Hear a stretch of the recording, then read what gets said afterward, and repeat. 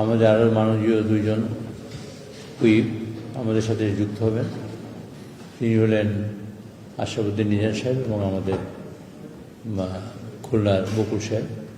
তারা নামাজ পড়ার কারণে দেরি হচ্ছে।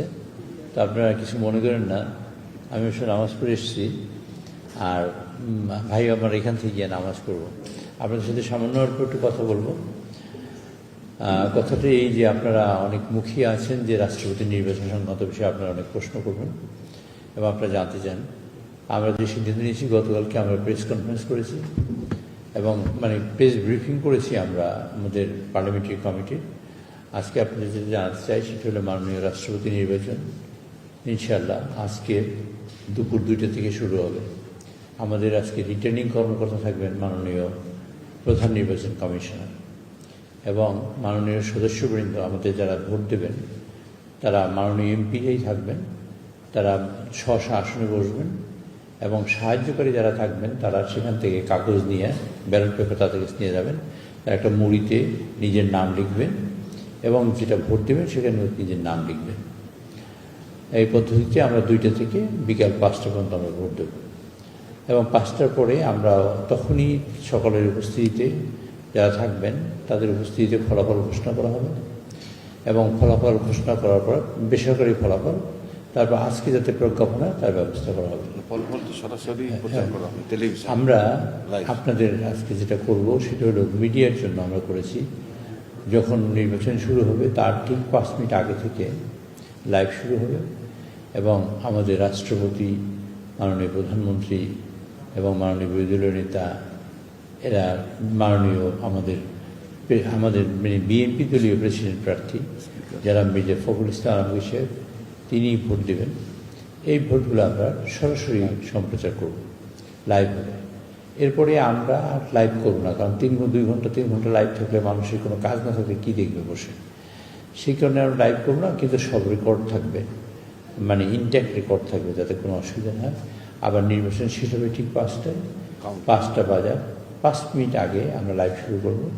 কাউন্টিং, ফলাফল ঘোষণা সবটা লাইভে হবে, এটা আমরা লাইভ করব। আর এরপর লাইভ করবো, এইটুকু কাজ। তারপরে আগামীকালকে ইনশাআল্লাহ 21 তারিখ সন্ধ্যা 7:30টায় আমরা বঙ্গভবনে যিনি রাষ্ট্রপতি নির্বাচিত হবেন তিনি শপথ গ্রহণ করবেন এবং সেখানে শপথ পাঠ করবেন। এবং শপথের ব্যাপারে অনেকেই আমাদের প্রশ্ন করেছেন। শপথ পড়াবেন আমাদের মাননীয় স্পিকার, ভারপ্রাপ্ত স্পিকার যিনি এখন আছেন আমাদের, তিনি শপথ পাঠ করাবেন। আগে ছিল, এটা আপনাদের জানার জন্য বলছি, আপনাদের কোশ্চেন থাকতে পারে যে আগে তো রাষ্ট্রপতিকে শপথ পড়াতেন প্রধান বিচারপতি, সেটা 15th অ্যামেন্ডমেন্টে এটা পরিবর্তন হয়েছে। পরিবর্তন হয়ে এখন মাননীয় প্রেসিডেন্টকে শপথ পড়াবেন।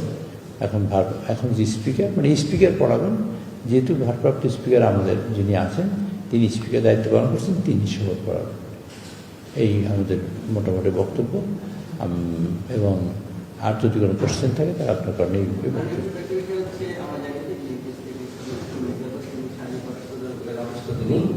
তিনি ভোট দেবেন কিনা বা তিনি কিছু জানিয়েছেন কিনা।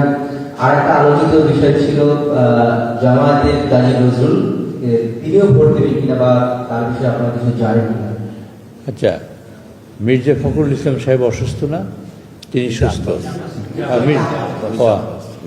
মির্জা আব্বাস সাহেব তিনি জানিয়েছেন তিনি অসুস্থ, তিনি আসতে পারবেন না, এই জন্য তিনি মাননীয় প্রধানমন্ত্রীর সাথে কথা বলেছেন।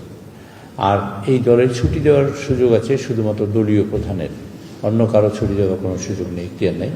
এখানে আমাদের দলের পক্ষ থেকেই সিদ্ধান্ত হবে তার সকলের ব্যাপারে। যে উনি জানিয়েছেন যে উনি অসুস্থ, উনি আসতে পারবেন না এবং উনি ভোট দিতে পারবেন না। আর নজরুল ইসলাম সাহেব ভোট দেবেন কিনা সেটা তার দল বলতে পারবে, সে ব্যাপারে আমার নলেজ নেই। তো দল সিদ্ধান্ত নিলেই কেবল সেই সিদ্ধান্ত অনুযায়ী কাজ হবে। মাননীয় চিফ হুইপ, আপনার যে প্রার্থী মির্জা ফখরুল ইসলাম আলমগীর সাহেব, তিনি ঠাকুরগাঁও 1 আসনের সংসদ সদস্য, তো সেই ক্ষেত্রে রিজাইন করেছেন কিনা সংসদ সদস্যের পদ থেকে, বা উনি শপথ না নেওয়া পর্যন্ত কোনো পদ থেকে তিনি রিজাইন করবেন না। যখন শপথ নেবেন অটোমেটিক্যালি তার পদ শূন্য হবে, সংসদ সদস্যের পদ, এবং সেখানে নতুন করে সংসদ সদস্য নির্বাচিত হবেন। কাজী আর মন্ত্রী হিসেবে তিনি আছেন। আগামী যখন শপথ নেবেন তখন থেকে তিনি আর মন্ত্রীও থাকবেন না, তখন তিনি মহান রাষ্ট্রপতি। মাননীয় সিপিআই ভাই মফিজুল যারা নিউজে কাজ করি। আমার প্রশ্ন হচ্ছে যে ইসিবি যতটুকু জানতে পেরেছি 350 জন ভোটার। তো এক্ষেত্রে আমাদের যিনি বর্তমানে ভারপ্রাপ্ত রাষ্ট্রপতি মহোদয় আছেন উনি কি ভোট দেবেন? ভারপ্রাপ্ত রাষ্ট্রপতি তিনিও সংসদ সদস্য, সকল সংসদ সদস্যরা এখানে ভোট দেবেন, কাজে সেই হিসেবে তিনি ভোট দেবেন। সেটা হচ্ছে বিরোধী দল আজকে একটা অভিযোগ করেছে যে এই রাষ্ট্রপতি নির্বাচনটা হচ্ছে জুলাই সনদের ভিত্তিতে হতে পারত, কিন্তু সেটি হয়নি। এটি নিয়ে তারা সরকার প্রতি যে অভিযোগ তুলেছেন যে সরকার তাদের কথা রাখেনি। এক আরেকটা বিষয় হচ্ছে যে তারা বলছেন যে 70 অনুচ্ছেদের বাধ্যবাধকতা আজকে নিয়ে যেহেতু একটি নির্বাচন এবং এই নির্বাচনে পরিচালনা করছে নির্বাচন কমিশন, ফলে আপনাদের পক্ষ থেকে 70 অনুচ্ছেদের বাধ্যবাধকতা দেওয়া হচ্ছে। এটাই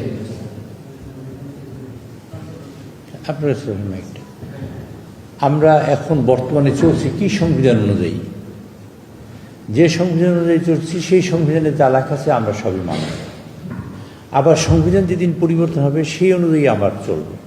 সংবিধান হল দেশের সর্বোচ্চ আইন। বিরোধী দল যদি অভিযোগ করে, বিরোধী দল অভিযোগ করতেই পারেন তারা, আর অভিযোগ করাটা তাদের জন্য স্বাভাবিক, কিন্তু এটা করা উচিত কাগজপত্র দেখে। আমরা এই ধরুন এই নির্বাচনের তফসিল ঘোষণা হয়েছে এই সংবিধান অনুযায়ী, তারপর এই নির্বাচনের ভোটার তালিকা প্রস্তুত হয়েছে এই সংবিধান অনুযায়ী, ডেলিমিটেশন হয়েছে এই সংবিধান অনুযায়ী, নির্বাচন কমিশন তো হয়েছে সংবিধান অনুযায়ী, শিডিউল ডিক্লেয়ার হয়েছে সংবিধান অনুযায়ী, ভোট দিয়েছি সংবিধান অনুযায়ী, শপথ নিয়েছি সংবিধান অনুযায়ী। এই সংবিধান যেটা আছে বর্তমানে এক্সিস্টিং, এটা পরিবর্তন না হওয়া পর্যন্ত এই সংবিধানে আমাদের বাংলাদেশের সর্বোচ্চ আইন। এ ব্যাপারে যদি কেউ কিছু কথা বলে সে তার বক্তব্য, এটা শুনে আমাদের কোনো লাভ নেই। জি, আপনি বলছিলেন যে শপথ পড়ানোর বিষয় নিয়ে, এখানে আসলে শপথ কে পড়াবেন? যিনি এখন ভারপ্রাপ্ত স্পিকার দায়িত্ব পালন করছেন তিনি নাকি ভারপ্রাপ্ত রাষ্ট্রপতি দায়িত্ব যিনি পালন করছেন তিনি? এক।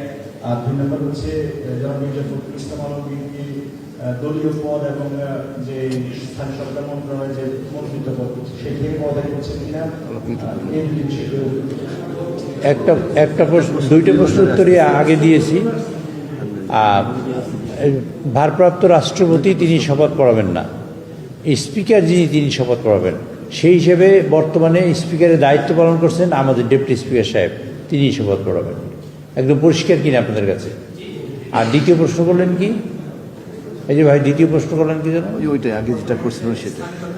আচ্ছা, আমি এটা পরিষ্কার বলেছি, মাননীয় রাষ্ট্রপতি যিনি নির্বাচিত হবেন তিনি আমাদের যদি হন আমাদের ভোটে মির্জা ফখরুল ইসলাম আলমগীর বিএনপি দলীয় মনোনীত প্রার্থী এবং তার জোটের মনোনীত প্রার্থী, তিনি যদি নির্বাচিত হন তবে তিনি যখন শপথ নেবেন তখন থেকে অটোমেটিক্যালি তার তিনি পদত্যাগ কোথাও থেকে করেননি, তখন থেকে তার পদত্যাগ এমনি অটোমেটিক্যালি হয়ে যাবে।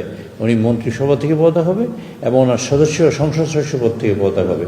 তিনি তখন রাষ্ট্রপতি দায়িত্ব পালন করবেন যেদিন থেকে, তখন মহামান্য রাষ্ট্রপতি।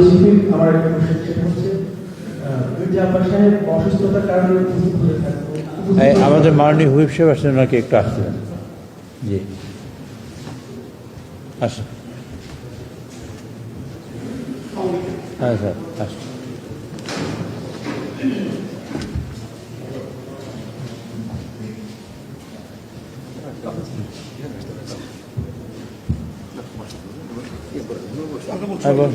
अरे बस आप पहले अरे भाई बस तो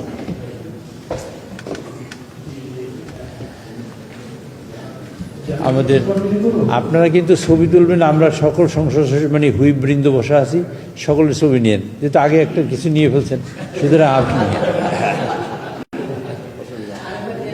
আর একবার ছবি নিয়েন। জি বলুন। জি, আমি সময় দিয়েছি, আপনারা বলেন। আর কোনো প্রশ্ন? জি, আমার প্রশ্নটা ছিল হচ্ছে আব্বাস সাহেব অসুস্থতার কারণে ভোট দিতে পারছে না, ওনার ভোটের বিষয়ে সিদ্ধান্তটা কি হবে, এবং কেউ যদি ভোট দিতে উপস্থিত না হতে পারে কোনো কারণবশত, খুব করে অসুস্থ হয়ে পড়লো বা আসতে পারলো না, আপনাদেরকে জানাতে পারলো না, সেক্ষেত্রে আপনাদের দলীয় কি সিদ্ধান্ত আসবে? এটা দলীয় চেয়ারম্যান মহোদয় তিনি সিদ্ধান্ত গ্রহণ করবেন। তবে আর্টিকেল 70 অনুযায়ী সংবিধানের সেখানে যে বিষয়টি আছে সেটা হইলই দলের সিদ্ধান্তের বাইরে কোনো ভোট দিতে পারবেন না। আর আর্টিকেল 70-এর খ আপনারা সেটা দেখবেন দেখে আপনার এরপরে এই অনুযায়ী সিদ্ধান্ত হবে, এটা সংবিধান অনুযায়ী সিদ্ধান্ত হবে। কেউ যদি আসতে না পারেন, এখন একজন মানুষ অ্যাক্সিডেন্ট করেছেন, সিরিয়াসলি অ্যাক্সিডেন্ট করেছেন, কেউ অসুস্থ হয়ে পড়লো সিরিয়াসলি, কারো হার্ট অ্যাটাক করলো যার পক্ষে কোনো সম্ভব না, কেউ স্ট্রোক করলো, এগুলো তো অন্য বিষয়। যে বিষয়ে থাকুক কেন সেটা সংবিধান অনুযায়ী এবং দলীয় সিদ্ধান্ত অনুযায়ী সিদ্ধান্ত হবে সকল। ইসলামী আন্দোলনের আরেকজন প্রার্থী আছেন, তিনিও গণমাধ্যমে জানিয়েছিলেন যে তিনি ভোট দিবেন কিনা সিদ্ধান্ত নেয়নি। ভোট না দিলে সেটি তো সংসদে জানাতে হয়, আপনাদের কোনো জানিয়েছেন কিনা? বা ইসলামী আন্দোলনের প্রার্থীকে সংসদ নাম কি বলেন তো? ওনার নামটা এই মুহূর্তে মনে আসছে না, মানে উনি জানিয়েছিলেন। আচ্ছা, ইসলামী আন্দোলন, আমি আপনার একটা কথা বলি, দল হলো বিএনপি এবং বিএনপি দলীয় দাদা জোট আছে, দলীয় জোটের পক্ষে আমরা কথা বলছি। আচ্ছা, দলের সিদ্ধান্ত হলো দলের, তারপর জোট অলিউল্লাহ। আচ্ছা, আমি জানি, আপনাকে জিজ্ঞেস করছি কার কথা বলতে চাচ্ছে। আচ্ছা, আর সকলের ক্ষেত্রে এটা হলো তার নিজস্ব দল সিদ্ধান্ত নেবে। আর দল যদি মনে করে ভোট দিবেন দিতে পারেন, অমুক পক্ষে ভোট দিবেন দিতে পারেন, অমুকরে দিবেন দিতে পারেন, এটা হলো তাদের দলের সিদ্ধান্ত, দলীয় কোনো সিদ্ধান্ত থাকে। আর স্বতন্ত্র প্রার্থীরাও তারা তাদের মতো সিদ্ধান্ত গ্রহণ করবেন। সুতরাং আমরা আমাদের দলের কথা বলছি। দল এটার যেহেতু এখানে স্ট্যান্ডিং কমিটি আছে এবং আমাদের দল সংসদ নেতা মাননীয় প্রধানমন্ত্রী দলীয় চেয়ারম্যান, কাজে এই ব্যাপারে দল সিদ্ধান্ত নেবে। কেউ ভোট দিতে না পারলে তার ব্যাপারে কী সিদ্ধান্ত গ্রহণ করবে, সিদ্ধান্ত নেবে দল। আপনি